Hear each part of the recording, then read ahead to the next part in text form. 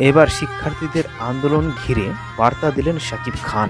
বাংলাদেশের mega star Shakib Khan তার verified Facebook পেজে শনিবার সন্ধ্যায় একটি ছবি পোস্ট করেছেন। ছবিটি ছিল কেন্দ্রীয় শহীদ মিনারে জড়ো হওয়া হাজারো মানুষের। পোস্টটির ক্যাপশনে কিছু না লিখে বাংলাদেশের পতাকার একটি স্টিকারও যোগ করেছেন এই অভিনেতা। ঢাকায় সিনেমার জনপ্রিয় নায়ক শাকিব খান সেখানে না থাকলেও শিক্ষার্থীদের উদ্দেশ্যে বার্তা দিয়েছেন। এর আগে ১৭ জুলাই কোটা আন্দোলন নিয়ে একটি পোস্ট করেছিলেন ঢাকায় সিনেমার এই নায়ক। সেই পোস্টে চলমান আন্দোলন ঘটে যাওয়া সহিষ্ণুতার কথা উল্লেখ করে অভিনেতা লিখেছিলেন, আমার প্রাণের বাংলাদেশ এভাবে রক্তাক্ত হতে পারে না, কারো মা বাবার বুক এভাবে খালি হতে পারে না।